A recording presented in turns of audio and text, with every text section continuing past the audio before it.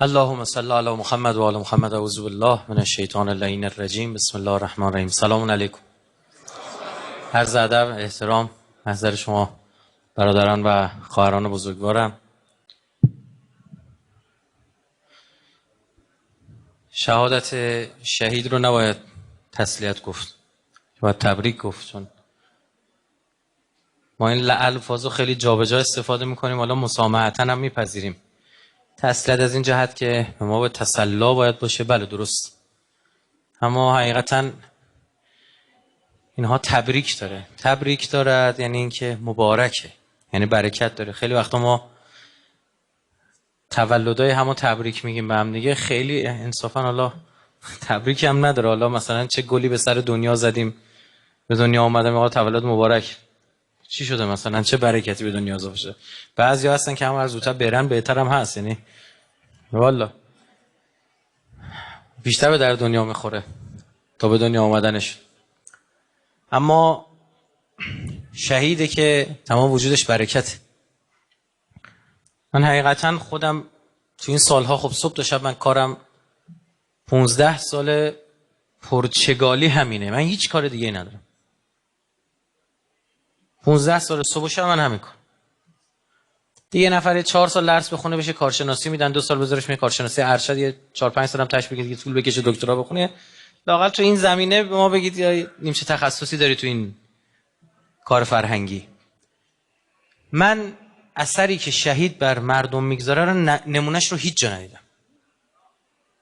یعنی الان از من بپرسید که اثری که برخی از نهادها و سازمانهای ما که متولی امر همین امور هستن الله اسم نبریم دارن بیشتره یا شهید ابراهیم هادی؟ میگم شهید ابراهیم هادی. یعنی یه شهید، یعنی از من اگه بپرسن قرآن فرموده شهید زنده است، میگم بله یقینا درسته. میگن چون قرآن فرموده، میگم بله که قرآن درسته، اما من با اون کار ندارم. من تجربه شده دارم عرض میکنم، مجرب دارم عرض میکنم. شهید اثر داره. کاری بعضی موقع شهدا با دل بعضی انجام میدن که خدا شاهده اصلا غیر طبیعیه، نمیشه. 10 سال بعد به طرف کار فکری و عقیدتی کنی، آروم آروم تغییر کنی، یک شب. عجیبه. این اصلا منطقی نیستا. یک عمر طرف با یه سیستم، با یه مدل زندگی کرده، میتونه تغییر بکنه به این سادگی. برای همین شهید همه چیش برکت.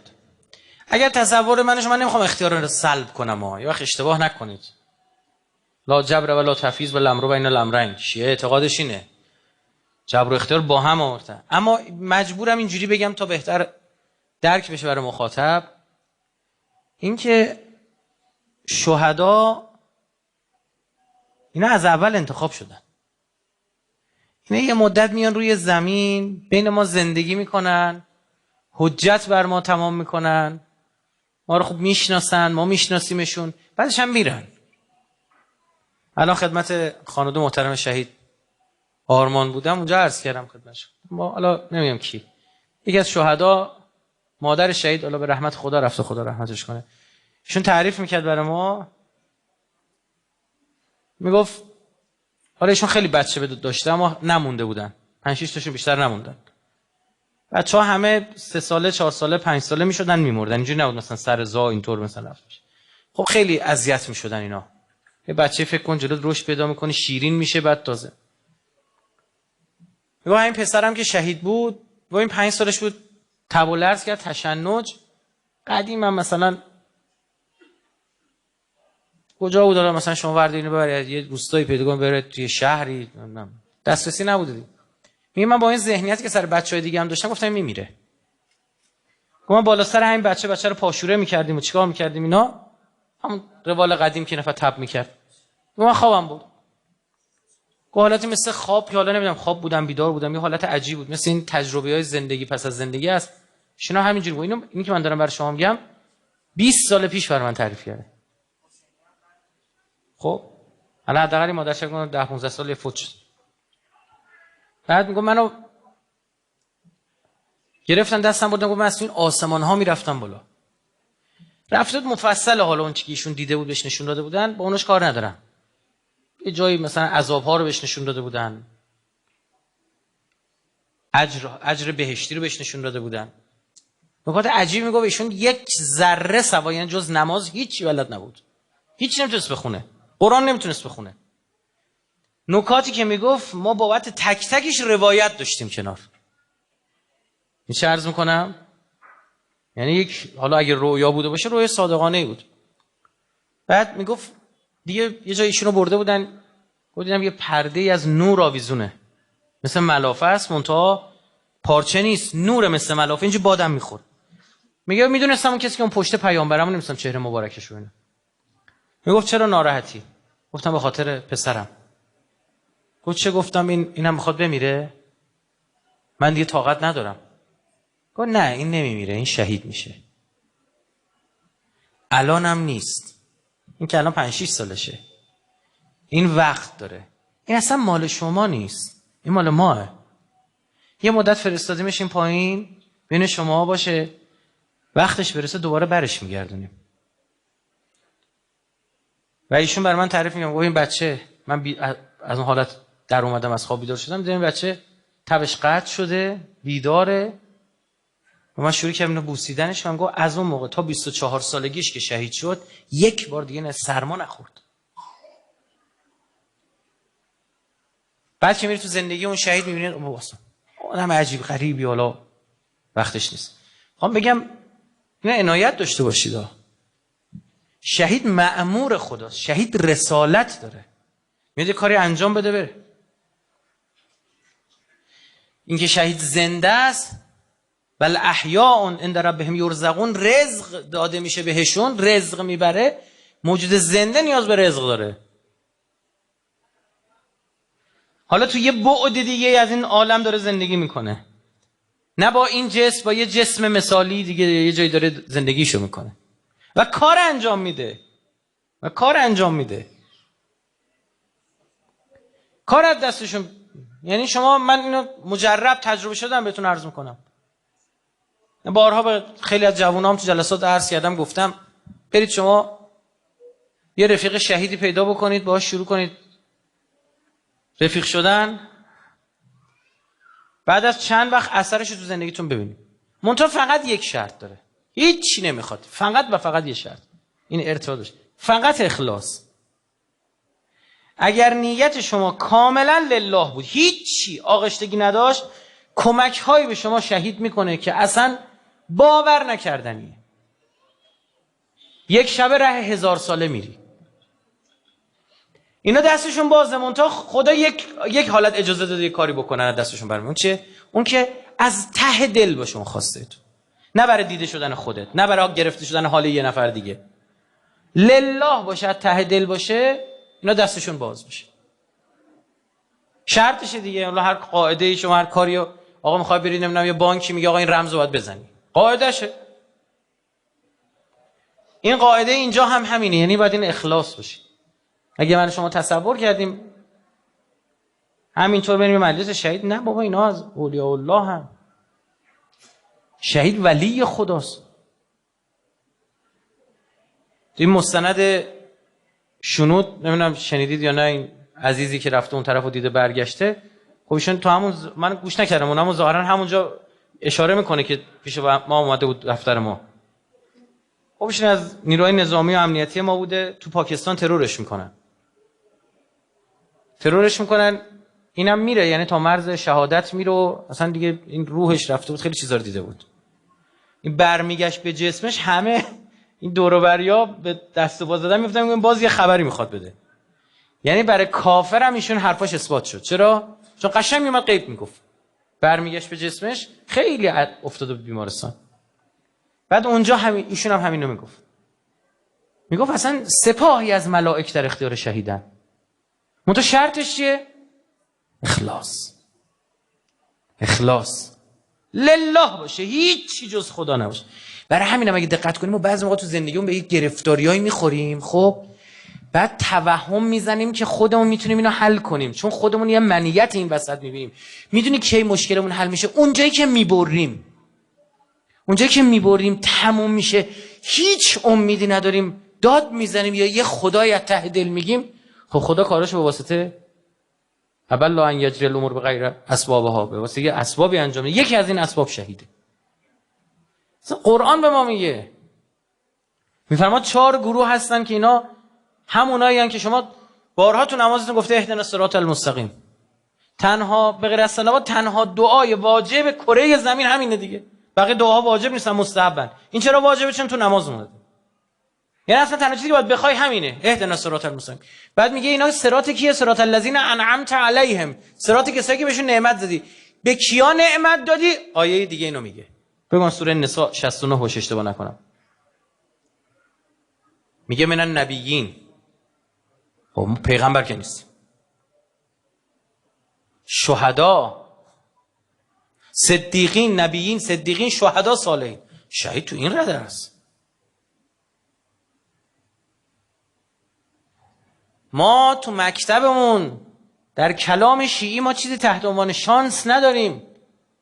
شانس یکی از اسمای خداست. یعنی چی شانسی؟ برگ بی اذن خدا از درخت نمیفته. و ما تسقط من ورقة الا یعلمها. برگ بی اذن، دانه ریگی تو بیابون این ور اون ور نمیشه بی اذن خدا. بعد خدا اراده کنه یهویی یک جوانی رو که تا دیروز هیچ کس نمیشناختش، یک بار کل ایران رو نگاه بکنی عکس و پرچمش بره بالا. خدا اینطور انتخاب میکنه. این آدمای مخلصی بودن. شهید حجتی هم همینطور. من برام سوال بود آخه چطور این همه آدم سر بریدن تو سوریه، کم آدم، چرا این شهید حجتی اینجوری شد؟ برام سوال بود. من نجف آباد رفتم اونجا، پرسجو دوستاش، رفیقاش، هر کسی که پیدا می‌کردیم، دیدم یه ویژگی داشت این آدم که خیلی بچه مخلصی بوده. از نجف آباد میرفته اصفهان، هیئت که تموم میشده وای میسته، هیئت تمام همه که رفتن هیچکی نمیاد، وای میسته آشغالا رو جمع می‌کرد. نایلونایی که مردم کفششون رو گشته بودن انداختن بیرون، نایلونا تو خیابون میشه جمع می‌کرد. تموم که می‌کرد، تمیز می‌کرد، سوار ماشینش می‌شد میرفت نجف آباد. از رفیقای پاسدارش هم بپرسی بگی مثلا خیلی ویژه بود، خیلی خاص بود، که آدم معمولی بود. چرا این آدما دنبال این کارا نیستن، ادعا نیستن خودشون رو نشون بدن، دنبال شومن بازی که نیستن که. اون که خدا ببینه. و خدا هم سنت الهی است، کسایی که اینجوری میخوان خودشون رو قایم کنن و جهانی میکنه.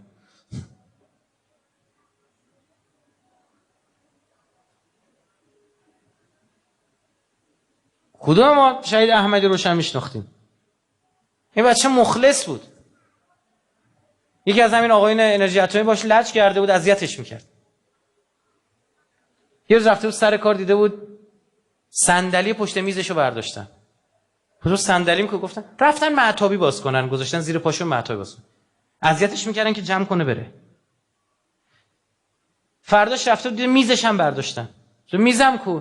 گفته 2 نفری رفته بودن معتابی باز بکنن. میشسته لبه شوفاژ کنار پنجره کاراشو انجام میداد.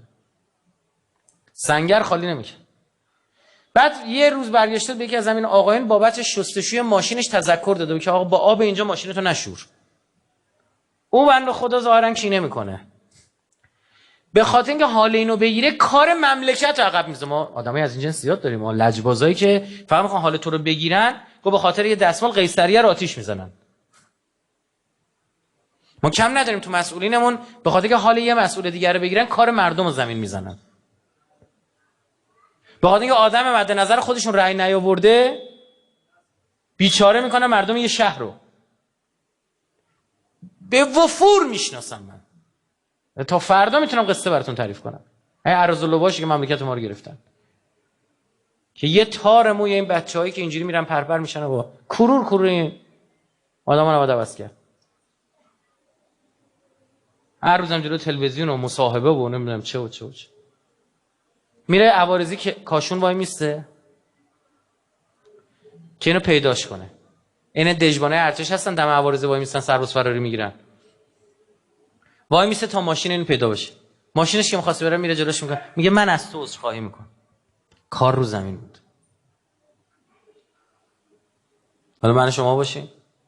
به ما چه گروه پدرشون مگه چیه؟ کاسه دختر از آشم مگه چقدر بهم حقوق میدن؟ میرونو چیکار میکنن؟ خب همینه دیگه. حالا من میگم چرا اون شهید میشه ما نمیشیم؟ بابا ببین چیکارا کرده.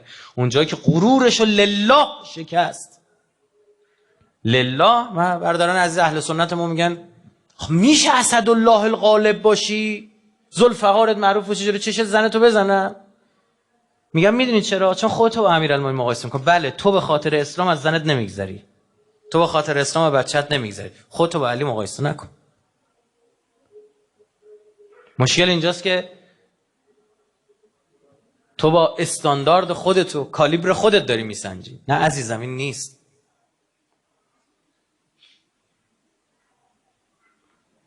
لله باشه. خود امیرالمومنین میفرماد اگر من با همین شمشیرم الا به همین میگه به سیف خودم الا خیشوم هازا بزنم به صورت مؤمن، با شمشیرم تو صورتش بزنم، از من ناراحت نمیشه، چون میدونه لله زدم.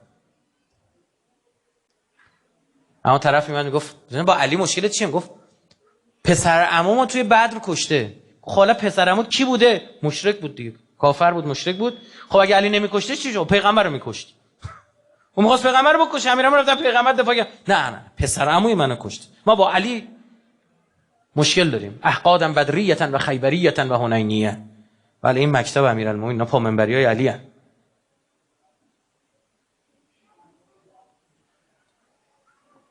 این که شما میبینید عالم بزرگی بهش میگفتن بزرگ سخنوران مثلی. من توییتشو زدم. نه توییتشو دیدم ببخشید. چند وقت پیش یه جا جالب بود. دیدم یه توییت زده، آورده صوتشو. گفت فقط فلسطین و فقط جوانانی مانند علی میتوانن آزاد کنن.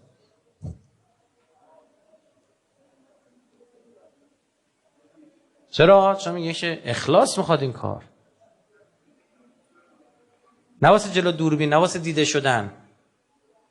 تا روزی که به شهادت داری فکر میکنی، اما کنارش داری به این فکر میکنی اگه شهید بشم یه خیابون به نامم میکنن. او عجب تشییع جنازه میشه، شیویدم نمیشه.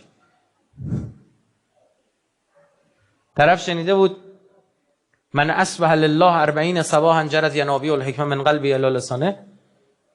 اگر کسی 40 شب تا صبح لله شب زنده‌داری کنه، این چشمه های حکمت از قلبش به زبانش جاری میشه. بعد رفت 40 شب همین کارو کرد، هیچ کوفتی نشد. خوابی دید، حالا هاتفی از آسمان چی بود بشد. خب عزیز من تو لله نبود، تو برای این که چشمای حکمت به قلب جاری به زبان جاری بشه این کارو کردی. من اصبح لله 40 صباحا لله. چرا این اتفاق بر ما نمیشه؟ چرا ما انتخاب نمیشیم؟ ما اخلاص نداریم. ما دنبال اینیم آرممون این گوشه بزنن و اسممون اون گوشه باشه. و به خدا قسم از همین سخنرانی‌ها و ما سخنرانی‌ها و منبری‌ها شروع کن بگی برو الا ماشاءالله. تعارف نداریم. من از همه بدتر. به چند نفرمون بگن 10 نفر یه جا جمع شدن بیا بریم سخنرانی حاضری بیای. 10 نفر خجالت نمیکشید؟ برای 10 نفر از من جمع کن ابا عبدالله برای یک نفر تو مسیر سخنرانی کرد. از حسین بالاتری؟ صبح جای عرض میکردم بود و نبود ظهر چه فرقی برای سپاه امام حسین داشت؟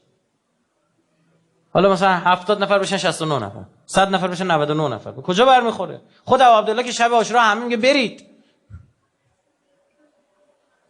که اینا فقط با من کار دارن. عبدالله خود حجت تمام کنه، شهید حجت تمام میکنه. منم به مادر شهید عرض کردم، گفتم من یه چیزی به تو میگم، نمیخوامم بازآفرینی کنم یه سری خاطراتو برای شما بین الله. با 1 سال فاصله باور کنید با 1 سال فاصله گفتم خدمت شما رسیدم که بعد از 1 سال بتونم این حرفو بهتون بزنم. اون موقع نمیتونستم ببین. اونم چی؟ اون که خوشا به حال قلب شما که یه روزه هایی رو شما درک کردی که ما 100 سال نمیفهمیم چی. تو با گوشت و پوست و استخون فهمیدی هر کی با هر چی رسید زد یعنی چی.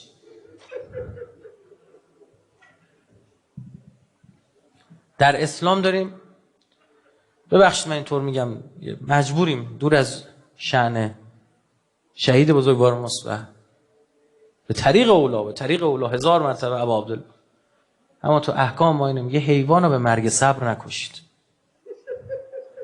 یه عربای چاله‌ای درست میکردن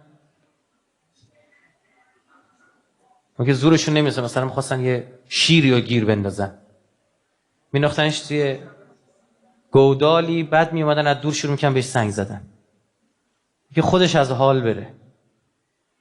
بعد میرفتن، جرئت نمیکردن نزدیک بشن دیگه. یا این قتل صبره، میگفت آقا با حیوان اینجوری تا نکنید.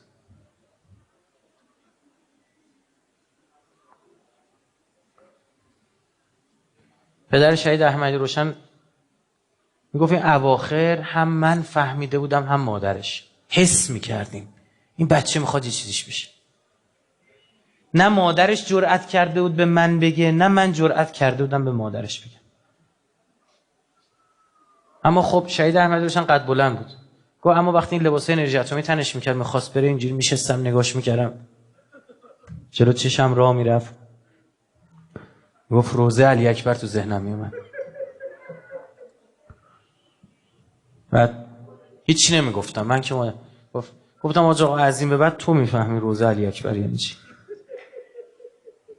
تو پسرت برات عزیز بود نه؟ پدری دیگه.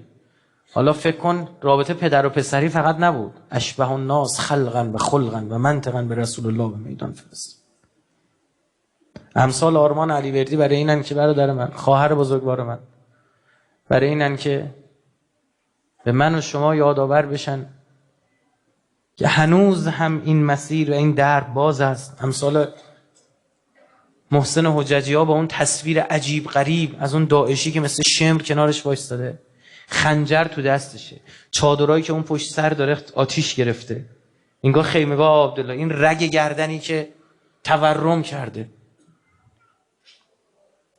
همون موقع من یه نامه خطاب به شهید نوشتم وقتی عکسش اومد بیرون، گفتم آخه مؤمن چرا همه چیز تو آدمو یاد ابا عبدالله میندازه؟ تمام این آقا اینا قصه نبود، فکر نکنید اینا مبالغه شیعه بود.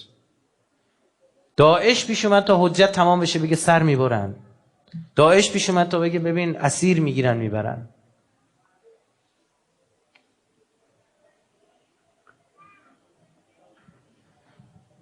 یک مسئله ای رو آرمان برای من حل کرد.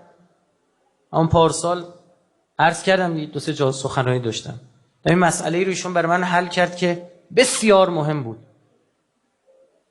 گفتن چی؟ گفتم که آقا مراقب باشید. من تازه فهمیدم یه بخش عمده ای از کسایی که تو سپاه یزید و عمر سعد وایستادن جلو ابا عبدالله جاهل بودن. یه عده این کاره بودن، تو قصه آرمان هم یه عده این کاره بودن.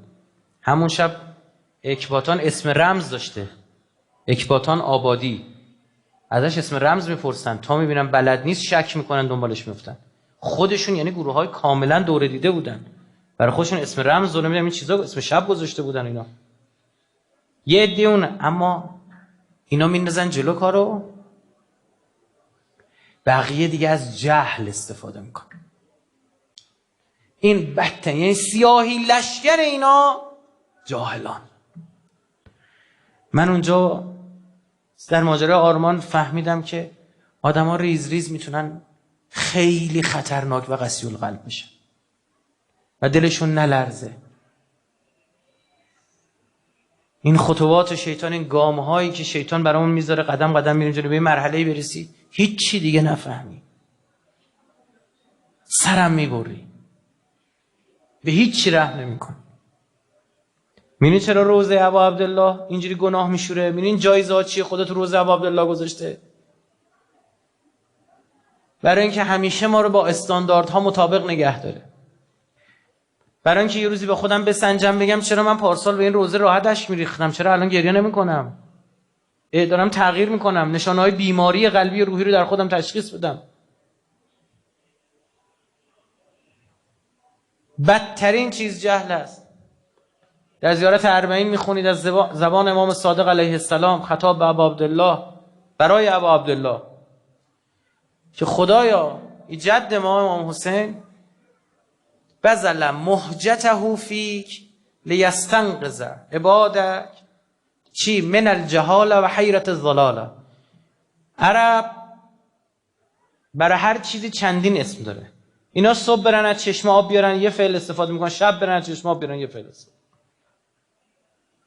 حالات مختلف یک چیز رو اسامی مختلف داره. خون، ما میگیم خون یه اسم داره، اما تو عربی دم، سار، مهجه، همینو فرق داره. سار اون خونیه که ریخته شده و هنوز خونخواهش پیدا نشده. همین سار الله. دم اون خونی که تو رگه. مهجه چیه؟ قلب گوسفندو شکافتید، همیشه یه لخته توشه. با آخرین خونی که توی قلب میمونه و معمولا لخته میشه چون نمیتونه خارج شه. بهم میگن مهجه. میدونید چی میگه؟ میگه جدمون حسین اون آخرین قطره ته قلبشم داد برات. لیستنقذ عبادک، برای اینکه بنده های تو رو من الجهاله، از جهل و حیرت الضلاله و حیرت و حیرانی گمراهی و ضلالت. سر و ته بحث چطور به هم رسید؟ اهدنا الصراط المستقیم. آره ما تو ضلالت گیر نکنیم، ما تو جهالت گیر نکنیم. آخر این آیه که وقتی اون 4 گروه معرفی میکنه آخرش میفرماید حسن اولئک رفیقا. عجب رفیقایی یعنی اینا، نبیین و صدیقین و شهدا و صالحین. یعنی اینا رو رفیق بگیرید با خودتون، با اینا دم خور باشید، با اینا حرف بزنید، باور داشته باشید. من هر بار یه یادوار شهدای دعوت هم میکنم، اون سخنران گل از گلم میشکفه. میگم من میشه شهید سخنرانش خوش دعوت نکرده باشه، مدداش خوش دعوت نکرده باشه، اون کسی که میخواد بیاد بشینه پا منبری خودش دعوت نکرده باشه، برای تک تکتون دعوتنامه فرستاده، یه کاری براتون پیش میاد نمیتونستید بیاید، اراده میکنه میگه میخوام فلانی تو مجلسم باشه. هم مسجدیاشو دعوت کرده، میگه ما با اینا سلام علیک داشتیم.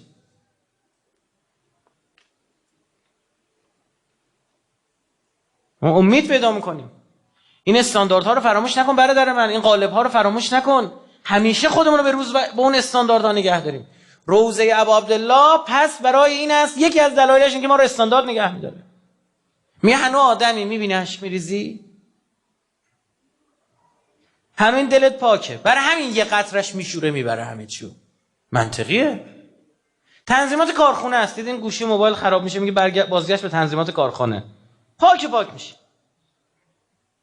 یه منطقی پشت اینه. من و شما تا موقعی که مسیر رو درست تشخیص ندیم، صدی هم درست رانندگی کنیم، رانندگی درست و قانونی ما هیچ فایده‌ای ندارد. ما قرار بود بریم به سمت شمال، داریم به سمت جنوب میریم. حالا خوب آقا بالای 100 تا رانندگی نمی‌کنیم، کمربند بستیم، هیچی نمیخوریم، با هیچ که حرف نمیزنیم، جفت دستمون 10 دقیقه روی فرمون. میگه این رانندگی خوب داره تو رو از مقصد بهتر دور میکنه. گرفتی شو؟ رانندگی خوبه. ای کاش بد رانندگی کرده بودی افسر جلو تو میگرفت.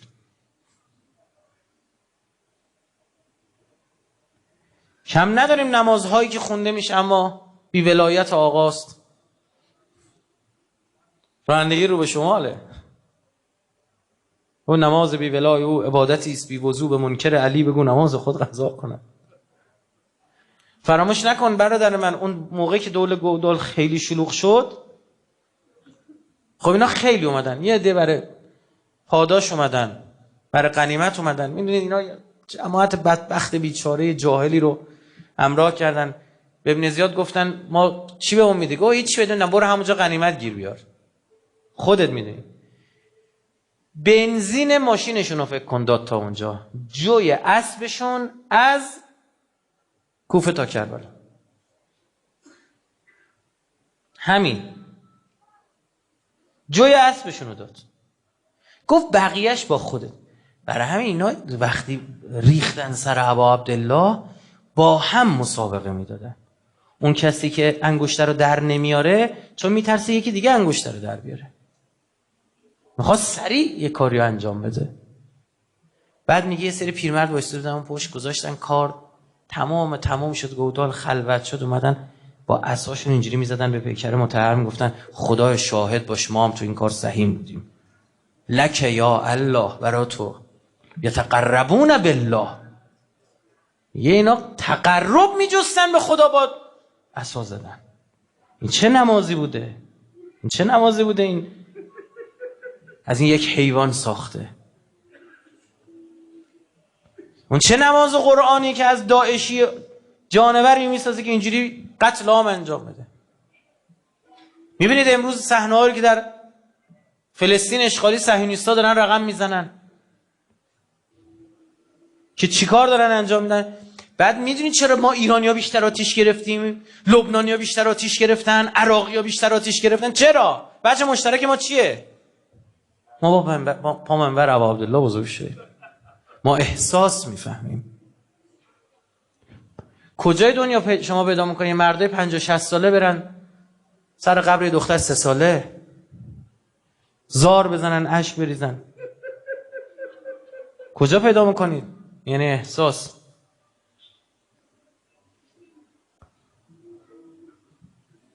کجا پیدا میکنید مردای 70 80 ساله 90 ساله اشک بریزن بر بچه 6 ماهه؟ یعنی که این اخلاق، این مسیر، اینه مسیر درسته. حالا تو این مسیر خطا هم کرد. یعنی چی؟ درست فهمید و به سمت جنوب باید میرفت، حالا دو تا خلاف رانندگی هم کرد، جریمش میکنن، اما درست داره میره. برای همین از به امام کاظم ظاهرا، حالا امام کاظم نباشم معصوم امام، میرسیدن گفت آقا بعضی از محبان شما هستن مثلا خطاهایی ازشون سر میزنه و فلان اینا. حضرت فرمود حق ندارید بهشون فاسق بگید. اون مسیر رو درست تشخیص داده اما دچار خطاه، خطاکاره، خلافکار نیست. یادش رفته کمربند ببنده. بله درستش اینه، هم مسیر رو درست تشخیص دادیم، هم قواعد و احکام و یعنی قوانین رو یعنی شکی نیست. همینو متوجه باشیم. امثال آرمان ها علم اومدن حجت هم میکنه برانش که یه جوان 21 22 ساله یهو میاد با سرعت موشک کنارمون رد میشه، بعد من و شما برمیگردیم نگاه میکنیم، من 40 ساله توی 50 ساله 60 ساله 70 ساله میگیم من همین الان اسرائیل بیاد بالا سرم چی دارم پس بدم؟ شنیدی در مورد شهیدین محضر رهبر انقلاب بارها خاطر گفت آقای امیر عباسی مداح میگفت وقتی من داشتم میذاشتم آرمانو تو قبر، میگفت مادرش خیلی بیتابه میکرد. خب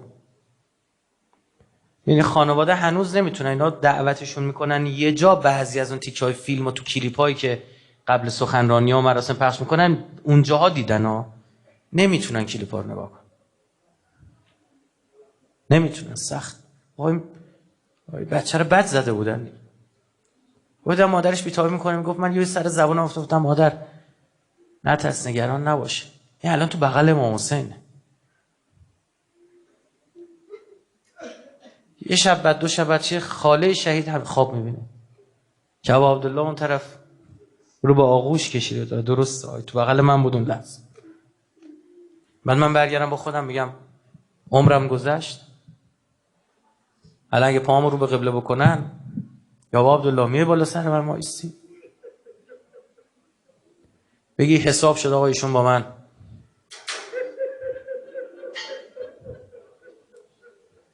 تمام این اشک‌ها اشک‌های حسرت، اشک‌های قشنگیه. یعنی چی؟ یعنی خدای ما اونو دوست داریم، استاندارد اونه، ما قبول داریم استاندارد اونه. میشه دست ما رو هم بگیری؟ الله اکبر. یا میاد تو نجف آباد یه شهید اونجوری میزنه، از این محل غرب تهران یا یه شهید اینجوری میاد، اصلا فکرشو نمی‌کنه، کسی که تا دیروز نمیشناختش.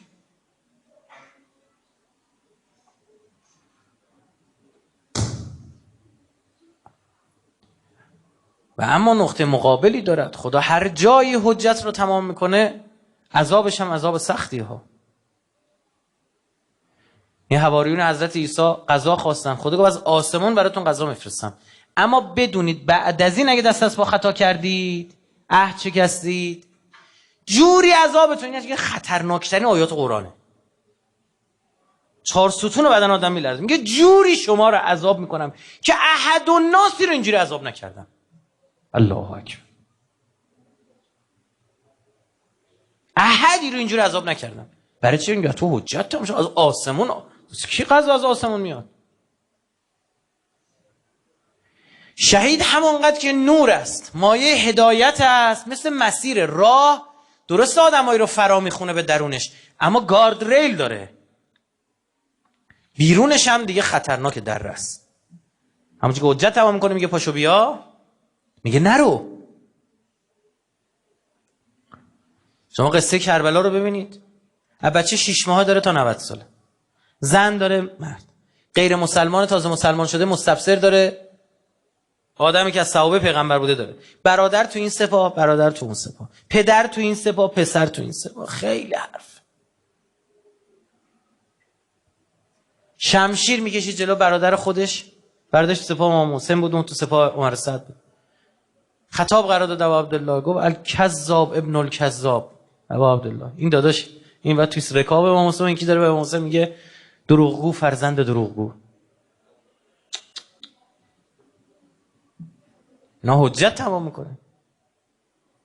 هرچه پدیده نور بیشتری داشته باشد سایه بزرگتری هم تولید میکنن اگر جلوش بایستید. شما هر بار هر جایی به منشأ نور نزدیکتر بشید سایه‌تون بزرگتر میشه. به لامپ هرچی نزدیکتر بشید سایه‌ت بزرگتر میشه.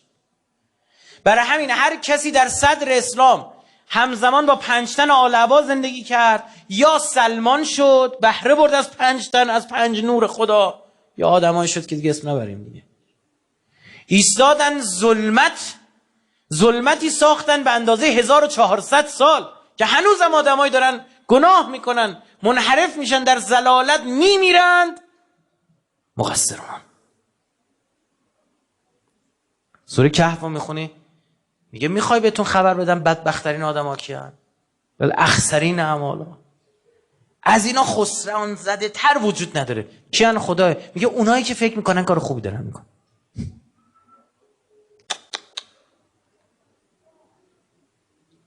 داعشی میاد سر میبره فکر میکنه داره کار خوب میکنه.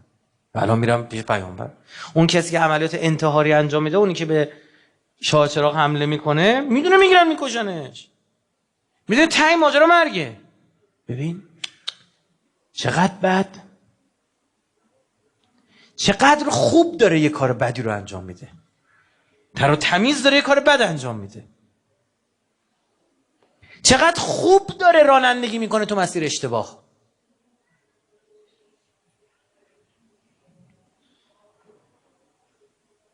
نقل میکنن در مورد از عرفان ابو سعید ابوالخیر بوده، کی بود حالا حضور ذهن ندارم، مهمم نیست، مطلب مهمه. یه نفر رو دار زده بودن، فسق و فجوری انجام داده بود، میگفت این پاش همچین شد، دم پایش باش گیر کرده بود، اومد خم شد پایینو بوسید. گفتن چیکار میکنی؟ یا خیلی فاسق بود، فاجر بود، فاسد بود. گفت تو این مسیر اومدی انقدر بالا رفتی، اگه تو مسیر درست میرفتی تا کجا میگی؟ یعنی بالاخره دزدی کردن شجاعت میخواد. بعضی اصلا دزدی نمیکنن چون نه که بدشون بیاد، میترسن، ارزه دزدی ندارن. میگه ارزه‌شو داشتی، حیف این تکفیریا باید امروز با صهیونیستا میجنگیدن. یک گلوله سمت اسرائیل تا شلیک نکرد. چه توانی از جهان اسلام گرفته شد، اسم جهاد رو به کثافت اینا کشیدن. لازم تو بگی جهاد دیگه. بعد تو چه مسیری؟ خودشون رو فدا کردند اما برای شیطان.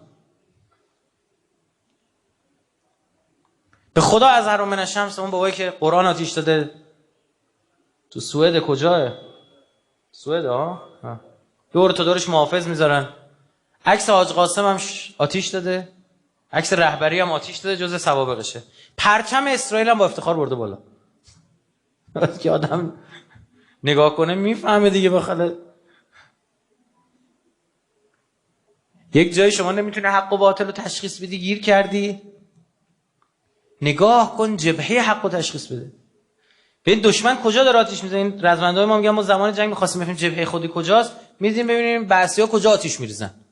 و گیج می‌شد می‌فهمیم کدوم بری برگردیم، گفتیم ببینیم کجا آتیش می‌زنه. خب اینور خودی‌ها. دیگه باید آدم کور باشه. کسی بر پیامبر کاریکاتور داره میکشه، توهین میکنه، صنعت کثافت و هرزگی و پورنو تو دنیا داره گسترش میده. صهیونیسم جهانی امروز بزرگترین دشمنش کیست؟ انقلاب اسلام. چرا؟ همین از خودت نمیپرسی؟ به این خونه این بچه‌ها تو غزه ریخته میشه، اینا رو به من تو بفهمونه. بگی میبینی؟ ول کن دینو. آدمی یا نه؟ نگاه کن داره چیکار میکنه. دو تا چهار تا میتونی بکنی دیگه. میگه گیر کردی یه جایی. بله اگه دل بدی به این رسانه ها بیچارت میکنن. مگه صدر اسلام نبوده؟ از مولود کعبه، اون کعبه به خودش یک نفر تا الان دیده که در درونش به دنیا خدا حضرت عیسی میخواست به دنیا بیاد، به مریم گفت برو بیرون اینجا زایشگاه نیست. بیت المقدس برو بیرون اینجا زایشگاه نیست. به فاطمه بنت اسد میگه بیا تو. نه از در، میتونست در داشت کعبه. نه میخواست به همه فردا نگن، میخواست فردا کسی نگه. این در باز بود، خودش رفت تو، بی هوا هم رفت، کسی هم نبود. اللهم صل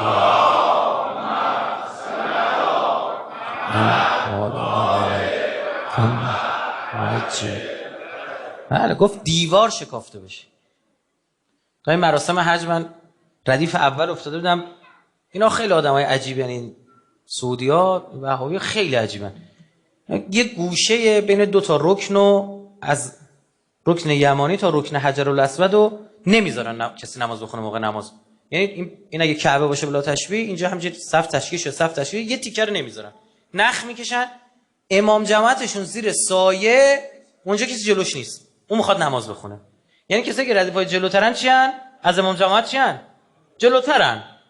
خب بعد کنار من یکی از همین افغانستانی افتاده بود، برادر اهل سنت افغانستانی بود، نه ایرانی بود، همون افغانستان اومد، همین طرفدار شیشتونگ و آنچنانی طالبان هم بود. بعد بهش گفتم سعادتی داشتی اینجا افتادی یا ردیف اول روبروی ترک این خونه. گفت مگه چیه این؟ دفعه سوم چهارمش اومد. گفتم اینجا جایی که. گفت کی گفته؟ خدا بیامرزه پدر هر کسی که اینترنت درست کرد. من تو اینترنت براش مستدرک حاکم نیشابوری جلد 3 آوردم، حدیثش روش نشوندم، کتاب خودشون. مستدرک حاکم یعنی کتاب که مولا درزش مثلا نمیره ها. نگاه کرد دید نه، بالا پایین کرد، دید سایت‌های کتابای خودشونو از سایت‌های خودشونه. یهویی زد زیر گریه. گفت خدا من توفیق داده، خدا خواسته من اینجا نماز بخونم. پرانتز بسته. خدا به مریم میگه برو بیرون، به امیرالمومنین بیا تو. بعد کجا شهید شده این آقا؟ تو خانه کعبه به دنیا آمده، تو محراب زدنش. تو محراب هست. میرفتی شام، گفتن علی رو ترور کردن. گفتن کجا؟ تو مسجد. و چیکار داشته تو مسجد؟ همین چی شد؟ چیکار داشته؟ وسیله داشته تو مسجد، داشته رد میشده. رسانه این کارو باید میکنه ها. برای همین خدا بهت عقل داده، میگه یک جایی برگرد نگاه کن ببین کدام جبهه، کدوم آدما با چه ویژگی هایی چه حرفی دارن میزنن. اون آدم سالمیه، اون آدم صادقیه. چون اون هرچی دزد و پدر سوخته است فرار کردیم، هم که بلندشون رفتن کانادا و نمیدونم چی، اون خاوری و نمیدونم کی و اینا یه طرف ماجران. اینا رو هم نمیبینی؟ کانادا دلش برای مردم ما سوخته. خب یارو پول دزدیده برده دیگه، پسش بده. ها؟ نه، اون از خداش اونو اونجا نگه داشته که این پالسو بفرسته، بگه آقا پول بدید پاشید بیارید اینجا سرمایه گذاری کنید.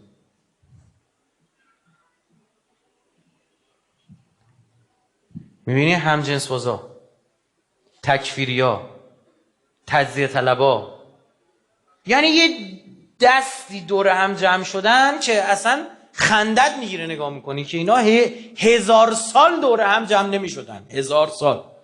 بابا سازمان مجاهدین با سلطنت طلبا باید کارد و پنیر با هم باشن. چرا؟ چون قبل انقلاب هر چی از اینا اعدام کرده، کی اعدام کرده؟ شاه. اینا رفتن با هم توی جبهه. الله اکبر. از عجایب جمهوری اسلامیه. یه کارایی میکنه چیزای آشکار میشه که هیچ وقت تو تاریخ نمیتونی پیدا کنی. سلطنت طلب طرفدار ایران بزرگ و نمیدونم چی و فلان و اما با کرد تجزیه طلب و بلوچ تجزیه طلب و ترک تجزیه طلب و عرب تجزیه طلب رفته توی یه تیم. چطور ممکنه همچین چیزی؟ ولش کن. این از هر من شمس شما نگاه کنیم طرف کی وایساده.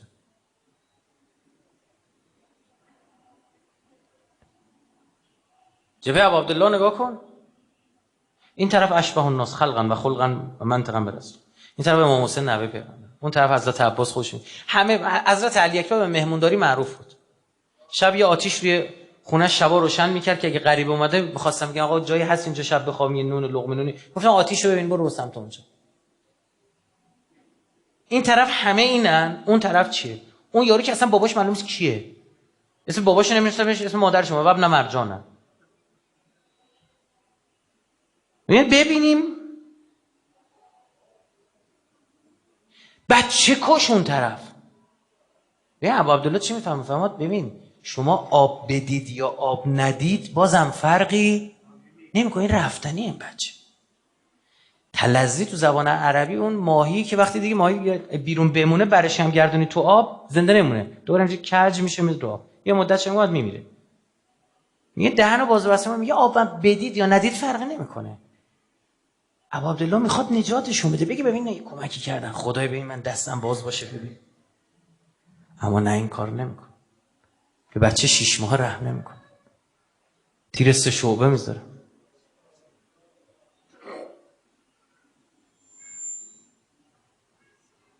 من ببخشید میدونم اینجا به خدا اینا روزه است، شما الحمدلله اهل گریه اید، منتها اگه این موقع اینا رو نگیم کی بگیم؟ تیر 3 شعبه رو من دیدم تو همین سریال مختارم اشتباه کشید ترسیمش کرد. تیر 3 شعبه اونجوری نیست.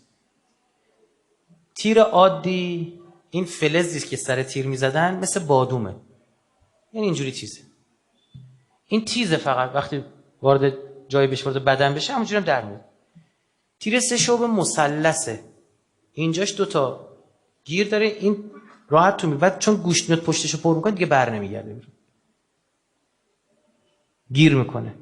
یعنی طرف اون تیر 3 شعبه رو برای قهرمانای جنگی میزنن که چرا؟ که تیر رو بیرون نتونن بکشن، خونریزی رو بند بیارن. تیر گرونه شونه. آقا گلوله میخوای بزنی، گفت چه مرمی سر این گلوله باشه. متوجه شدید؟ به یه بچه 6 ماهه این تیر 3 شعبه زدن. خب حجت تمامه یا نه؟ امروز تو نگاه نمی‌کنی اون کسایی که تو اون تیمن، تو اون جریان وایستادن، به عزای امام حسین دارن گیر میدن، دنبال بهانن، همشون هم خالی بندی یه ننه یه عمه یه کسی دارن که تو آمبولانس تو دور پشت هیئت مرده. ببینن ببینم کی توی آمبولانس. خب این عمه شما توی آمبولانس‌ها پشت سر این شلوغی‌ها اغتشاشات نمی‌مرد؟ عمه ملت فقط اونجا میمیرن؟ یه مراسم مذهبی انجام میشه، 4 تا کاغذی آشغالی رو زمین باشه بیچاره میکنن، بیا ببینید آشغال ریختن. مسابقات فوتبال ما مشکل ندارن با شادی مردم ها، اشتباه فکر نکنید، پارادوکس اینا رو میگم ببینید. مسابقات فوتبال برگزار میشه، یه شهری این آشغال میگیره، صدا یکیشون در نمیاد. پول ببری کربلا خارج کردن ارز از کشوره، پول ببری آنتالیا خارج کردن ارز از کشور نیست. ببین من مثلا میگم جفتش با خارج کردن ارز از کشور دیگه باش جفتشه، چرا اینجا لال میشی اون وسط داد در میاد؟ تو معلومه دروغ گویی، تو اصلا مشکل با امام حسینه. روت نمیشه دنبال حواشی این مسئله یه چیزی پیدا کنیم وسط. 100 بار دیگه من دارم میگم. شایعه کردن در غزه که فلسطینی‌ها 48 تا بچه سر بردن، یه خبرنگار توییت زد، بعدش هم گفت من همینجوری گفته بودم، پخش شد وقتی کل دنیا رو گرفت. اینا دادو دیدید گفتیم اینا داعشیان، دیدید فلسطینی‌ها داعشن، تمام گفت آقا خب تموم شد دیگه، دروغ بود. خب بس بچه کشی بده دیگه، باشه اوکی قبول. الان چرا لالی؟ الان چرا صدا در نمیاد؟ نه میدونید چیه؟ اینا برای چی بچه‌هاشون رو نگه می‌دارن تو خونه که اینا موشک میزنن؟ بچه کجا ببره؟ بچه برده بیمارستان هم زدید. نمیگم زدن، میگم زدید. تو اون خون شریکی، توی که راضی، توی که داری ماله میکشی برای اون کار، تو هم شریکی. زدید. ببین اون دنیا با همونا محشور میشه یا نه. صبر کن ببین. ما در مورد جنایتی که در مورد اهل بیت شده میگیم نه تنها خودشون، با اون کسی که رضیت، اونا که راضی بودن به اون کار، اونا هم تو همون تیمن. ما میگیم یا لیتنا کنا معکم، ای کاش ما با تو بودیم یا ابا عبدالله. میگه خب الکی نگو، یه 2 تا اثبات کن. چجوری اثبات کنم آقا جان؟ چجوری اثبات کنم که اگر میبودم من نمیرفتم سپاه و مرصد، اینجا پات وای میستادم؟ امروزی اثبات کن. چیکار کنم؟ ببین میگم ببین آقا اونجا رو بهش میگن حرم شما، حرم امام حسین، حرم از زینب. ببین برای سنگ و چوب اون حرما خون دادیم. قبول داری دیگه؟ مدافع حرم. به طریق اولا اگر چشمون تو چشم امام زمانمون بود ابا عبدالله معلم ناصری انصاری براش جان میدادیم. آره دیگه، منطقه دیگه. من بعد 1400 سال لبیک تو رو دارم میشنوم، لبیک دارم میگم ابد والله یا زهرا ما ننسى حسین، من والله فراموش نمیکنم. امثال این شهدا میان اینا رو اثبات میکنن. استاندارد یک جامعه رو بالا بردن اینها، استاندارد یک جامعه رو بالا بردن. به امیرالمومنین تعارف نداریم، برادران عزیز افغانستانی مستحضرن. تا قبل قصه فاطمیان مردم افغانستانی رو به چی میشناختن؟ دم کارگران. استاندارد یک قومیت رو بالا بردن، یک کشور رو بالا بردن. یا نه همونایی که شهید دادن، اون که مبارزن، جهاد اینه، شهید اینه. 2 ساعت چقدر من نمیدونم، بیشتر کمتر زیر چک و لغت و کتک باشی، بر نگردی که بگی آقا این اولاد شماست این سید. بعد به طریق اولا اگر تو کسی که آقا ولی فقیه معصومه، خیر، خود ولی فقیه همچین ادعایی نداره. وقتی تو رکاب ولی فقیه اینجوری وای میستی، به طریق اولا پاره تو رکاب ولی معصوم شمشیر میچرخوندی. حضرت عباس وقتی امان نامه برش آوردن گریه میکرد. تو چرا گریه میکنه حالا؟ گفت چی تو مندی جرأت کنه برای من امان نامه بیاره؟ من برای این ناراحت. این همه آدم چرا برای من اینو امان نامه آوردن؟ چجوری من رفتار کردم دشمن طمع کرده؟ چجوری من رفتار کردم؟ این میشه که شما بعد 1400 سال کنار امام معصوم دیده بشی، خیلی حرفه. همون تو حرم ابا عبدالله، حرم امیرالمومنین، کل امامزاده و اشخاص بزرگ دفنن که من و شما میریم زیارت میکنیم، اصلا نمیشناسیم، نمیدونیم. خیلی باید یل باشی حرم جلو حرم ابا عبدالله دیدش. خیلی باید یل باشی توی زیارت نامت امام معصوم. زیارت نامه حضرت عباس معصوره، از امام معصوم امام صادق بگی که برو بگو وایستا جلوی این حرم بگو لعن الله من جهل حقک، لعنت بر هر کسی که توی عباس رو نشناسه. الله اکبر. یعنی عباس شناسی فرض است. ببین استاندارد آدم ها رو حضرت عباس بالا کشید. بعضی استاندارد یک قومیت میبرن. شما اینجوری میبینید دشمن داره نگاه میکنه میگه با این ایرانی‌ها نمیشه جنگید. ما گفتیم نسل عوض بشه، 1070 بیاد، 1080 بیاد، کار تمومه. اینا 1080 زیر چک و لغت و مشت و کفش و سنگ و چوب و کیف و وای میستن، کوتاه نمیان. دشمن اینو میبینه. بعضی موقع یه جوان، یک شهید باعث میشه یه جنگ عقب بیفته.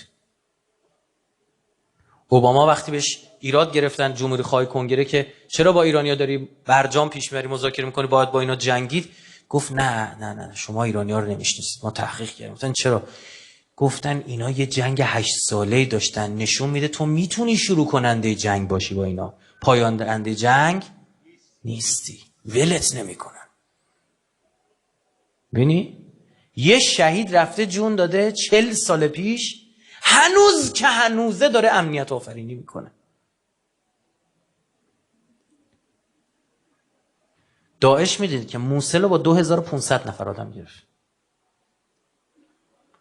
پیام داره دیگه، میگه شخم میزنم تا ته مملکت رو میرم. اما این خون دادیم یه وجب از خاک این مملکت نرفت. اینم پیام داره. راجع به فلسطین عرض بکنم. ببینید یه نکاتی رو میخوام بگم، حالا تلویزیون شاید بهش نپردازه. البته یه برنامه خوبی شبکه افق گذاشته به افق فلسطین، کارشناسای مختلف از جناح‌های سیاسی مختلف دارن دعوت میکنن، خیلی خوبه.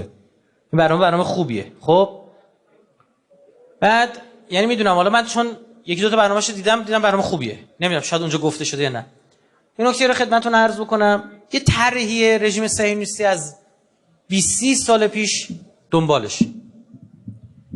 اگر دقت بفرمایید دریای سرخ به دریای مدیترانه که میرسه اون بالا دو شاخه میشه. بین این دو تا شاخه رو میگن صحرای سینا. یکیش سمت مصر، یکی همین شاخه به مرز اردن میرسه تا جنوب فلسطین اشغالی که شهر ایلات اسرائیل. خوب عنایت داشت. اون کانال این طرفیه رو که الان باز کشتی‌ها میرن ما ایرانی‌ها حفر کردیم. 2500 سال پیش وقتی رفتیم مصر رو بگیریم با کشتی رفتیم انتقال نیرو دادیم. معروف بوده به کانال داریوش، حالا میگن کانال سوئز. اینها این یکی رو دارن حفر میخوان بکنن. 10-15 میلیارد دلار هم پول امریکا براشون گذاشته کنار وام بده با 1% سود. 1%.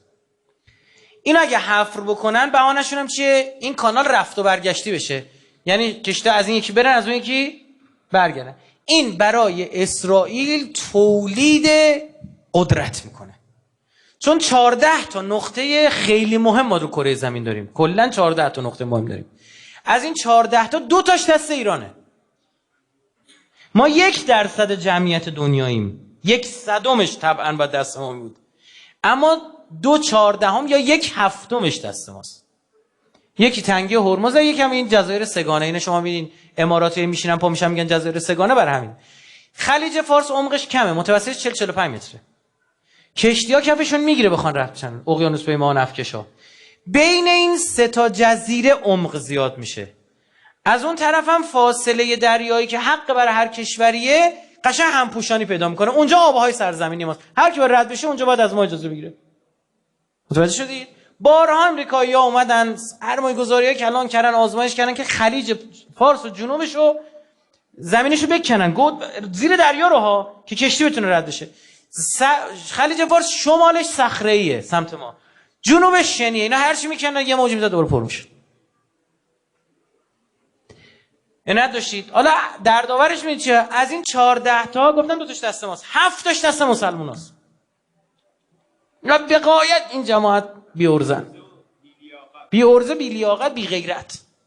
خب یعنی فقط اون تنگه ها رو ببندن دنیا خاموش میشه.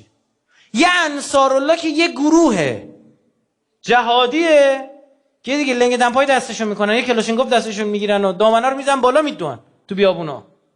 الان آمریکا یک از دلایلی که میترسه از انصارالله که میگه این باب المندب رو میبنده. یه دوش پرتاب کشتی میزنیم. کشتی سعودی‌ها رو زدن دیگه، سالی زدن دیگه، بعد اون حسابکار دست همه اومد. حالا اسرائیلی‌ها میخوان اینو بکنن، گود کنن. منتها اینو بکنن کجا رد میشه؟ وارد دریای مدیترانه میشه؟ از کنار نوار غزه. عدلی همونجا، حالا فکر کن اونجا 2 میلیون آدمن که اینا خودشون جزئی از محور مقاومت میدونن، برخلاف خیلی از این کشورهای عربی که دادن رفته. آقا خیلی ها یه ماه برق رود قطع کنن، آب رود قطع کنن، اینجوری بکوبن به این مردم بازم وایستادن. تعجب میکنه آدم اینو. بچه‌شون دستش گرفته تیکه تیکه میگه حسبی الله. عجیبه واقعا. اینا برای همینه میخوان اینجا رو تخلیه بکنن که اون کانال رو بکشن. بعد از این چی میشه؟ کل کشتیایی که میخوان برن یا حالا مثلا رفت میشه و برگشت میشه دیگه نیازمند اسرائیل. یعنی این مصری اگر انقدر شرفه مثلا ملی گرایی می‌داشتن باید جلوی اسرائیل رو می‌ایستادن، چون این کار کانال سوئز رو کم اهمیت میکنه. چون کانال سوئز دست مصریاست دیگه، کم اهمیت میکنه. بدونید پشت سر این قصه ها مسائل خیلی جدی تری هست. نتانیاهو در سازمان ملل امسال هر دفعه نقاشی این دستش میگیره دیگه. امسال خاورمیانه که دستش روش نوشت نیو میدل است، خاورمیانه جدید. الان چی میگه؟ میگه در ماجرای غزه مرزهای خاورمیانه تغییر خواهد کرد. دنبال اینو تبدیل کنن به یه دومینویی برای چی؟ و اون خاورمیانه جدید که خاورمیانه است که در اون دیگه جای ایران وجود نخواهد داشت. خاورمیانه‌ای که ما اسرائیلیا با عربا رفتیم بستیم و ایران توش جایگاهی نداره و شروع کرده بودن روند سازشو. اماراتی‌ها که دیگه اصلا بوسه برای هم میفرستادن دیگه، اینجوری عکسای داداشی با هم میگرفتن و بغل کن و نمیدونم یه وضعی بود. اصلا عربستان وزیر اسرائیلی دعوت کرده بود اونجا، فیلماشو میدن، داشتن آروم آروم حساسیت‌ها رو بین می‌بردن که این اتفاق عجیب افتاد که هیچ مسئول کشور عربی الان دیگه جرئت نمیکنه که چی؟ ببینید شهید ویژگیش نگاه کنید، این خیلی مهمه. اینو من قبلا تو سخنرانی گفتم، حالا چهره‌ها اینجا جدیده، خب خیلی قول پامنبری ما نیستن تو این میخوام اینو اینجا بگم. فرق یزید با بقیه خلفا تو چی بود که ما مثلا قیام کرد بقیه ما قیام نکردن؟ عرق میخورد، مثلا متوکل عرق نمیخورد؟ علنی متوکل امام مهدی رو دعوت کرده، مشروب ریخته، با امام مهدی تعارف کرده در مجلس علنی. یزید میخواست کفر را سیستماتیک برگرداند. رسما میگفت بنی هاشم با وحی بازی کردن، حکومت بودن، لعبت هاشم و بالملک ولا جا خبر اونجا ولا وحی نزل، نه وحی نازل شده نه چینا، کشک ماسته از خودش در آورده، نمیخواست حکومت رو بگیره. یزید میخواست دوباره، ببین معاویه نفاق داشت، نماز میخوند در پشت پرده، دیگه ببین چی شده که داد مغیره در اومده.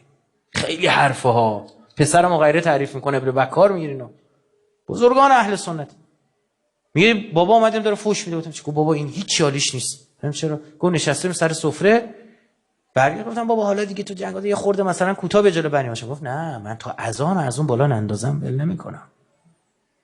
کی گفته ما اینا روزی 5 بار اسمش داره رو مأذنه ها برده میشه، اسم بابای منو که نمیبرن، اسم او رو دارن میبرن. پیامبر این جرئت نمیکرد علنی باشه. یزید علنی این حرفو میزد. ابا عبدالله بلند شد یه خون را انداخت مثل بمب ترکید، کار به یه جایی میرسه همون یزید تو مجلس خودش برای اینکه خطبه های امام سجاد قطع کنه میگه اذان بگید. اینجا شد عقب نشینی کرد. ابا عبدالله امنیتی برای تمام ائمه بعد از خودش فراهم کرد، بعد اون هیچ امامی رو علنی نکشتن. فرق اینه. و الا همان امام سجاد سال بعدش در زمان یزید هست، امام سجاد قیام نکرده، چون این یزید پارسال دیگه نیست. یزیدی که گفته غلط کردم، من نبودم، ابن زیاد خودش سرخود این کارو کرده. همین یعنی چی؟ یعنی غلط کردم. خوبه نه داشته باشید کاری که اینجا این شهدای غزه انجام دادن اینه.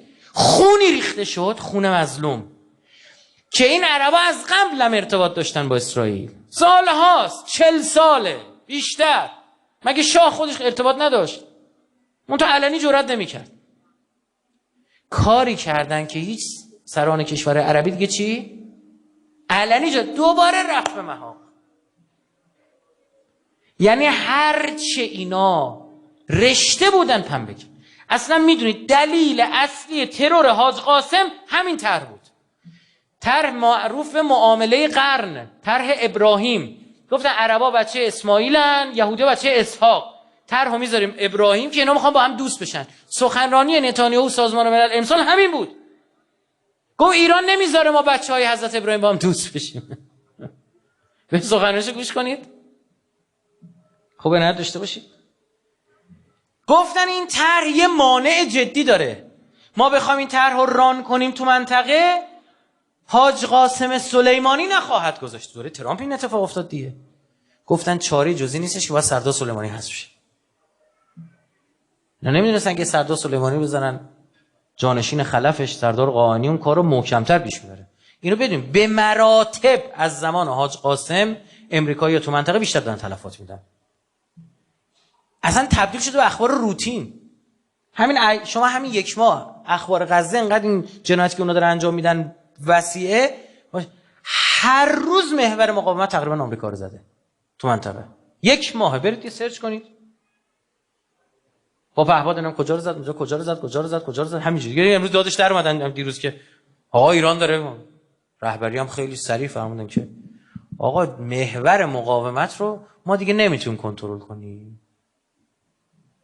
که دست ما نیست، اینا ناراحتن خودشون میزنن.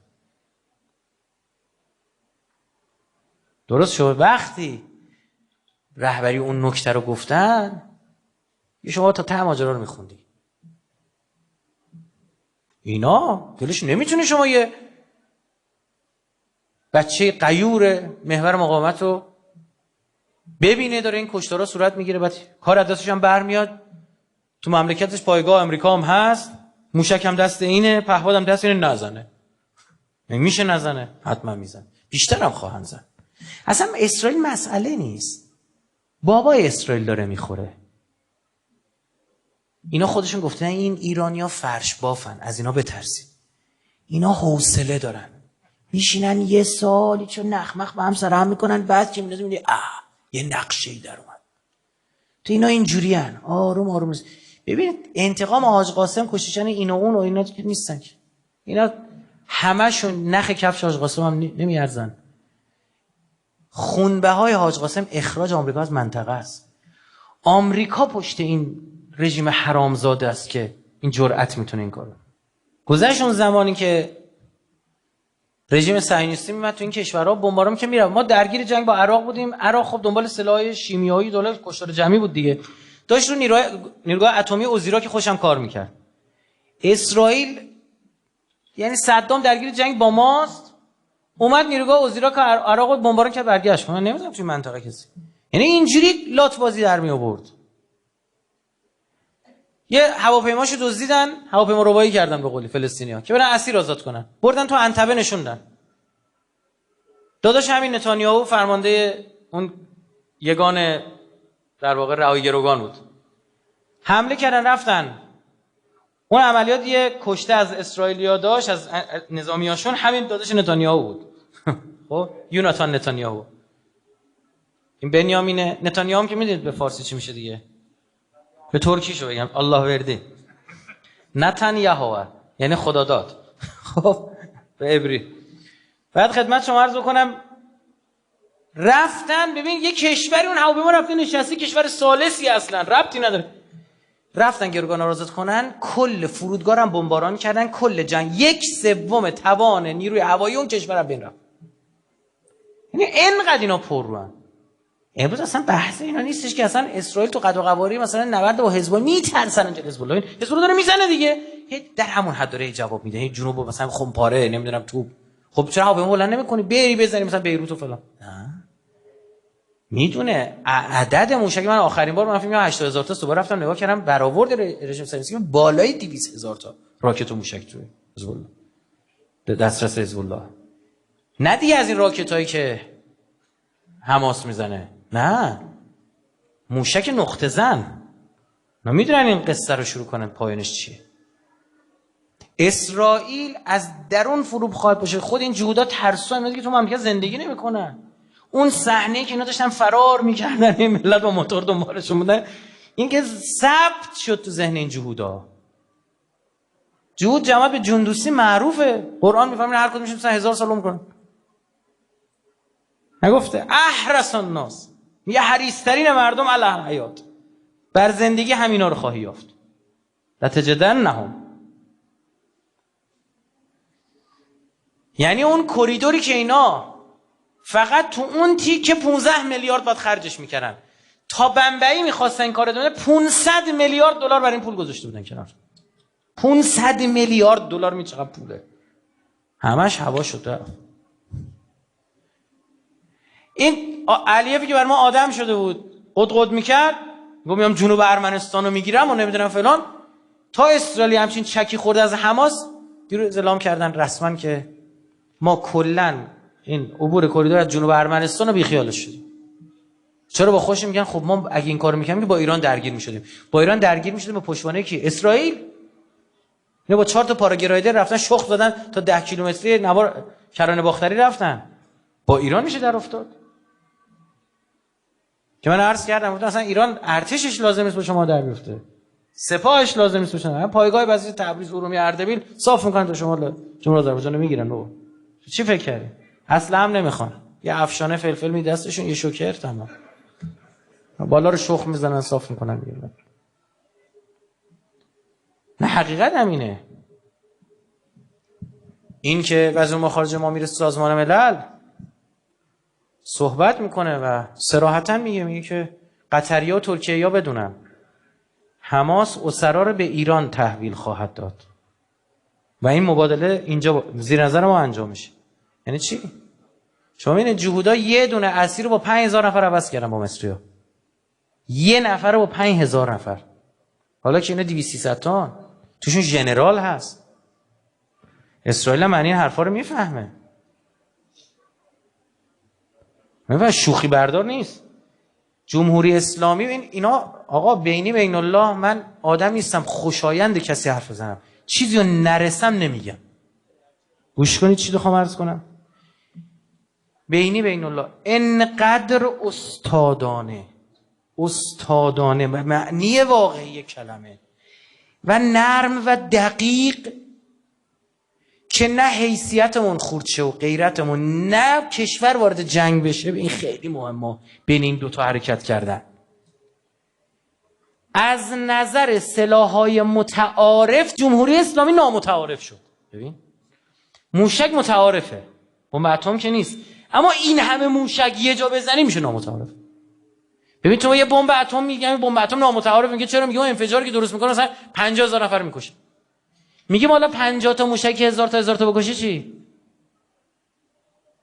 ما فاصله موشکان با رژیم صهیونیستی زیر 400 ثانیه است. از لحظه شلیک زیر 400 ثانیه رو کلهشونه.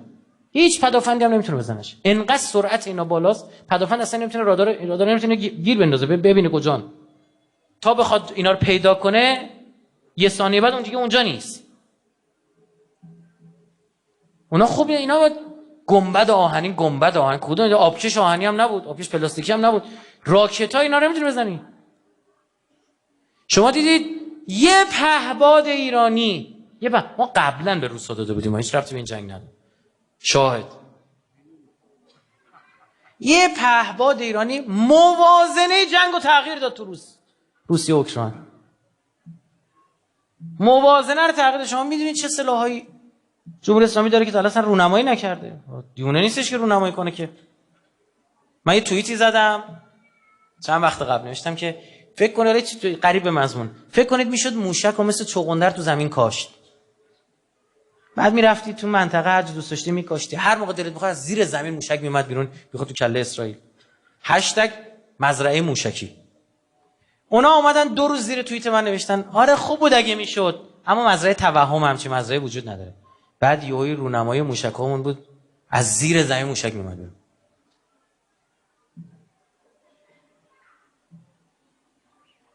اونا خودشون میگن جز 4-5 تا کشور اول دنیا در موشک، در پهپاد دارن. بابا کی میخواد شما وارد جنگ بشید؟ اصلا دیگه لازمه جمهوری شما یه گروه نظامی که اینا رو باید شما بدونید با چی راکت درست میکردن. اینا با لوله های آبی که از زمان انگلیسا قیمت انگلیس مونده بود زیر زمین، لوله زنگ زده رو در میآوردن، کود شیمیایی و شکر رو با هم قاطی میکردن، ازش سوخت موشک درست. موشکایی که اسرائیل میزد عمل نمیکرد، میرفتن مواد منفجره‌اش رو برمی داشتن خودشون استفاده میکردن. اینجوری دارن میجنگیدن. که خدا رحمت کنه شهید سلیمانی رو رسون به این مرحله که ببین الان 1 ماه شخم دارن میزنن یا بازم دارن راکت میزنن. نتانیاهو که تمام، اصلا شک نکنید قصه گنده تر از نتانیاهو اسرائیل است. صحبت 200 سال آینده دنیاست. اینا میخوان ایران از مرکز تبادلات و رفت آمد جهانی حذف شه. بالای ما دریاست، پایینمون هم دریاست، بالای دریایی بالایمون یعنی دریای مازندران هم قطبه. منطقی ترین جا برای تردد بین شرق و غرب دنیا ایران است. اینا دارن اینو حذف میکنن. میخوان بیان از جنوب از هند ببرن رد کنن.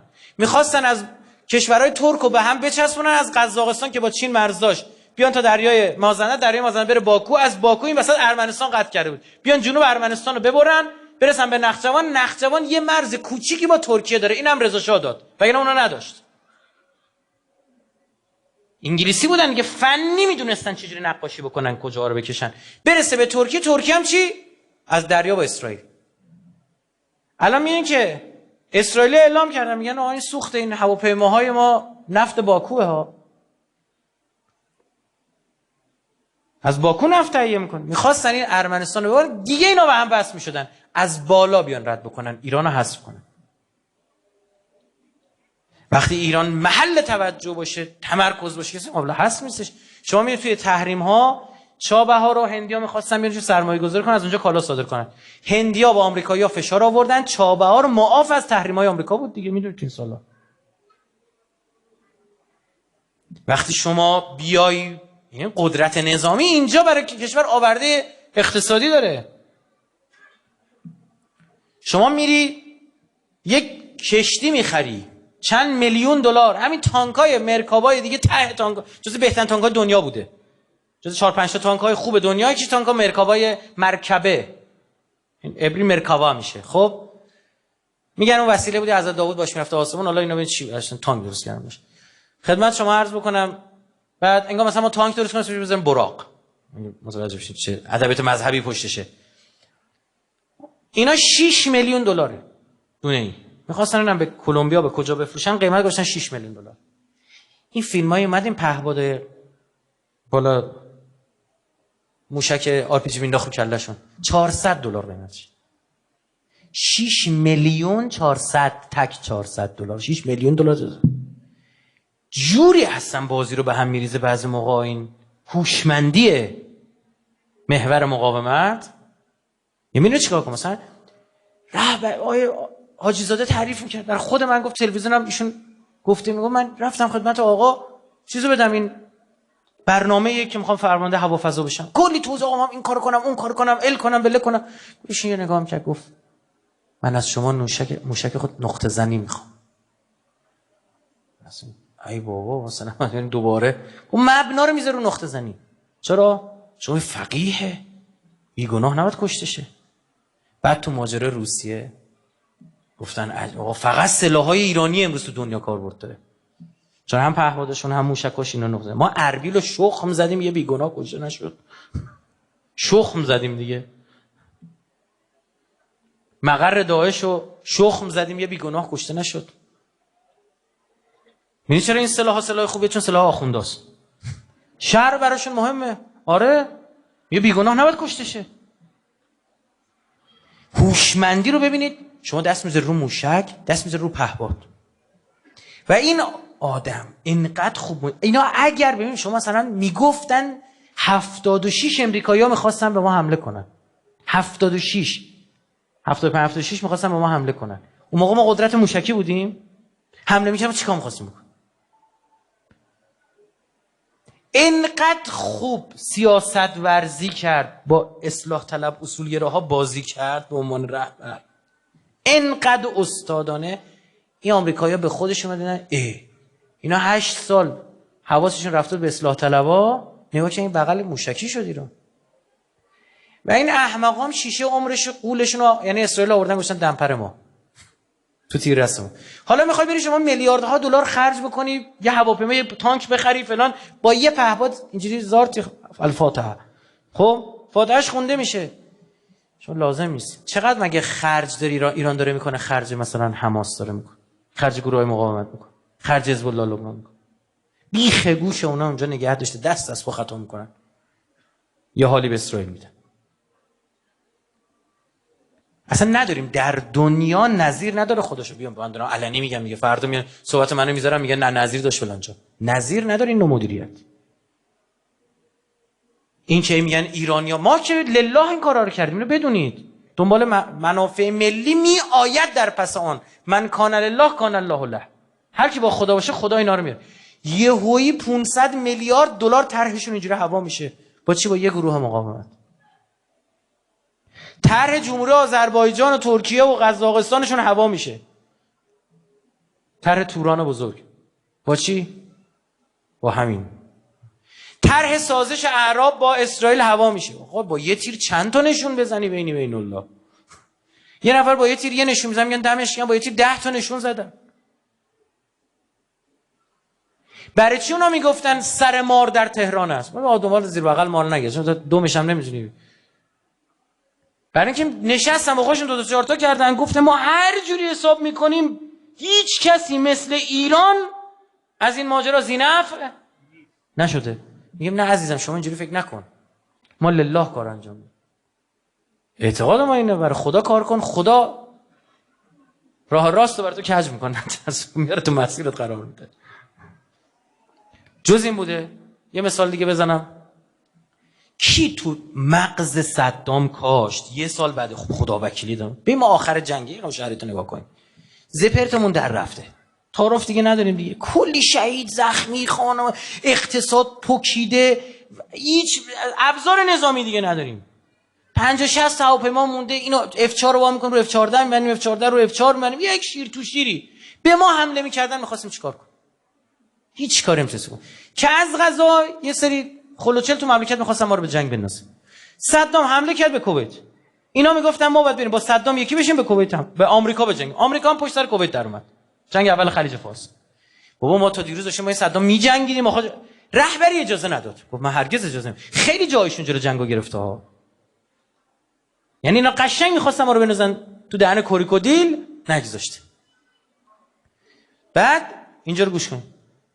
صدام یهویی نماینده‌شو فرستاد ایران. پیغام داد. چی؟ آقا ما 151 هواپیما داریم، فروند هواپیما داریم که آمریکایی‌ها اینا رو می‌خوان بزنن. خب به ما چه؟ ما نشستیم با خودم 2 تا 4 تا کردیم این هواپیما اگر تو ایران باشه آمریکا نمیزنه. به یک شب بابا ما تا پارسال با این جانی جنایتکار داشتیم می‌جنگیدیم. به یک شب ایران صاحب 151 فروند هواپیمای مدرن شد که روسی بود. الان معاون صدام مصاحبه کرده، میگه صدام اومد توی خونه امنی من با جلسه گذاشتم. میگه برگشتم بهش گفتم داری اشتباه میکنی، این کارو نکن. مصاحبه کرده با این شبکه‌های عربی، گفتم داری اشتباه میکنی. گفت نه کار درست همینه. تو این خون شهید پاکه، این خون پاک معجزه میکنه. ببین اینا دستشون باز میشه اون دنیا دیگه. تازه اون دنیا که یعنی همین دنیا اثر دارن، شروع میکنن کار عجیب غریب کردن. مثلا فکر کنم میشه نشستن با هم دیگه میگن آش میخوای کاری کنیم، مثلا کار عجیب شه، صدام هواپیماهاشو بده به جمهوری اسلامی. آقا خدا وکیل یه نفر همین حرفو میزد بیزون گفت یه بار شرط بندی کن میکردی. با حلال حرام شرط بندی هم کار نکردم. عمرن میگفتی عمرن دیدی شد. الان فکر کنم حاج قاسم نشسته اون ور داره طراحیایی میکنه. یه چیکار کنیم با یه تیر 20 تا نشون بزنیم. شهید زنده است، شهید اثرگذاره، یعنی همین قصه اینایی که ببین اینایی که این ادعای ملی گرایی دارن الان سر فلسطین حرف مفت دارن میزنن، اینا خیلی بیمارن. بیمار به معنی من نمیدونم، میترسم بگم من از خر نمیفهمن، خر اون دنیا خیر منو بگیره بگی برای چی گفتی؟ بابا اصلا دین به کنار، اخلاق که وظیفه ماست این کارو انجام بدیم. به کنار تو کشور خودت دوست نداری؟ اینا میخوان ایران رو حذف بکنی، تمومی تو. اما اینجا میگه نه، هر کی شرق و غرب عالم خراب بشه از این چشم مبرد شه. تنگه هرمز رو داشتن دور میزدن. از قبل تنگه هرمز کل خطوط لوله و نمیدونم چه و چه، نفت و گاز و کوفت و زهرمار رو انداختن. از عربستان میره اردن، از اردن میره اسرائیل. خبر ده تقریبا 7 تا خط لوله زدن که فقط تنگه هرمز رد کنن که زیر نظر ایرانه. کارگران مشغول کارند، خبر نداری میلیاردها دلار خرج کردن. من از این چیزا زیاد دیدم، زیاد شنیدم. رفتیم چابهار، ما بعد این چابهار رو راه مینداختیم. گوش کنید اینم هر ما هم بردارم رسیدم به من بگید. خب چابهار رفتیم، ما چابهار رو بعد راه مینداختیم که هندی‌ها میخوان صادرات انجام بدن بیارن چابهار. چابهار ما راه آهنش درست کردیم بفرستیم اونجا، بفرستیم روسیه، بفرستیم ترکیه، از ما رد شن. این خیلی مهمه. فردا روزی جنگ با ایران به ضرر هند هم خواهد بود. برای همین پاکستان که رقیب هنده تو چابهار بمبگذاری میکرد. حملات تروریستی یادتونه؟ این گروه جند و شیطان انجام میداد. اینا پشت سر کی انجام میدن؟ ISI پاکستان، سرویس اطلاعات نظامی پاکستان. اینا اونجا رو ناامن میکردن که حالا چی شده؟ ساحل اونجا عمقش کمه. خوب گوش کنید. یعنی کشتی نمیتونه پهلو بگیره. باید میومد کشتی تا بندر عباس، بارو خالی میکرد، بعد مثلا میده همون بار دوباره روی زمین بعد برمیگشت سمت مثلا سیستان بلوچستان. راهکار چی بود؟ مهندسای ایرانی گفتن آقا ما توی دریا پیشروی میکنیم، میریم جلو، ساحل مصنوعی میسازیم، میریم جلو تا برسیم به عمقی که کشتی بتونه چیکار کنه؟ پهلو بگیره. من اونجا رفته بودم، برداشته بودن یه مربع بزرگی درست کرده بودن بتونی، بعد توی اینو بعد پر میکردن. آقا عکس نمیدونم فیلم گرفتیم اینا، عکساش هست، شگفت انگیز بود. مثلا مهندس اونجا مثلا انگشتش قطع شده بود زیر این سنگا. خدا شاهد قیافه مهندس رو میدیدی مثلا سوخته بود این چهره زیر آفتاب دیگه، حنجره نابود، بس که داد میزد. یه دونه ماشین از این ماشینای این که بیل میگن مینا، این مکانیکی ژاپنی بود که من یادمه این سنگا رو کامل بلند نمیکرد، قل میداد اینجوری، اینا رو میچید اون. گفتم چرا اینجوری میکنم؟ گفت این اگر بشکنه همین یه دونه رو داریم، هیچ چی دیگه نداریم. این تو دل این سختی ها این تحریم. آقا اینو می‌خواستم پر کنم. یه موج شکنم فرانسوی‌ها قرار بود بیان برام بزنن، این بی‌شرفا هم زدن زیرش. موج شکنم خیلی محاسبات پیچیده‌ای داره. آقا اینا ما این مربع رو درست کردیم، حالا می‌خوام توشو پر کنیم. ببین اون خاک و خل باید بریزی اون تو، خب سنگ هم باید باشه حل نشه. کارو نگاه کن چی شد. یه موج شکنم درست کردیم جلوش. درست شد؟ تو اندونزی سونامی اومد. موج اون اندونزی سونامی موجش اومد چیکار کرد؟ این موج شکن ما رو کلا خراب کرد. همه ریخت این طرف. این بچه‌ها گریه میکردن، گفتن خدایا معلوم است با کی تو کدوم وری بدونیم ما. اولا موج شکن بد ساخته بود. این که خراب شد فهمیدیم که ایرادش کجا بود. موج شکن دومی درست. بعد که نشستن محاسبه کردن دیدن عجب پولی که باید میرفتیم بیاریم این مربع رو پرش کنیم چندین برابر همین سیل مفتی میشد که خدا آورد ریختیم تو. یعنی از نظر اقتصادی کاملا به نفعمون شده بود. اون موج شکن هم بعدها میترکید. حالا امروز نه، اون موقع خیلی چیزا رو خراب میکرد، یه بندری رو خراب میکرد. به خدا امداد غیبی نی دست خدا. 44 سال باش، 44 ساله دارن میگن 6 ماه دیگه تمومی. 2 تا 44 تا میشه دیگه، هر سال 2 تا 6 ماهه. 88 بازه زمان تموم. 6 ماه دیگه تموم. ما یه فامیلی داریم 85 6 بود یادم نیست که بود. گفت ببین اردیبهشت تمومه. آخوندا رفتن. گفتم مینویسم ثبت میکنم. الان هر دفعه میبینمش میگم چه خبر. نه خیلی جالبه این صهیونیست‌ها یه خاخامی داشتن عبیدیه یوسف، خیلی پدر سوخته بودیم. خیلی صهیونیست. این یه شب کل اومد صحبت کرد، مردم اسرائیل خواست، گفت بیا تا صبح ما بشینیم. من رفتم طلسم داوود نوشتم، طلسم سلیمان که یه بلای سری آخوند آورد. سر ایران جمهوری اسلامی. بعد دیدن هیچ چیزی نمیشه، اثر عکس میذاره. و خودشون مقاله نوشتن آیت الله کرس. نفرین آیت الله ها. میگه اینا میشینن یه نفرین میکنن بابای ما این مرد در میاد. حالا قصه چی؟ اینا آیت الکرسی رو که حفظ میکنه، اینا به عنوان آیت الله کرس خوندن. کرس یعنی نفرین به انگلیسی. آیت الکرسی آیت الله کرس. مقاله نوشتن.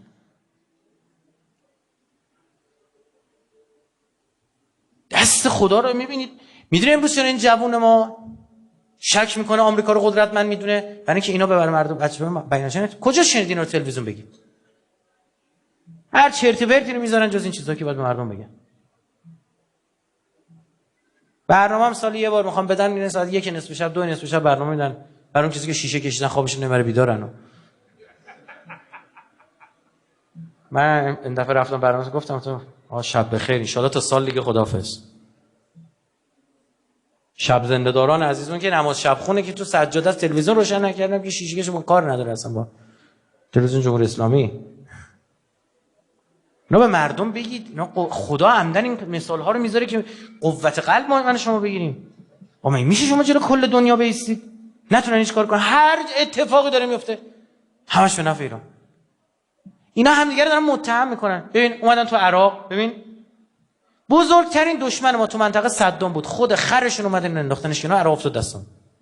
بعد رفتن تو سوریه بهانه درست کردن که ایران بتونه از کشورهای محور مقاومت یک ارتش واحد بسازه. الان ما از پاکستان، شمال اقیانوس هند تا دریای مدیترانه ما ارتش واحد داریم.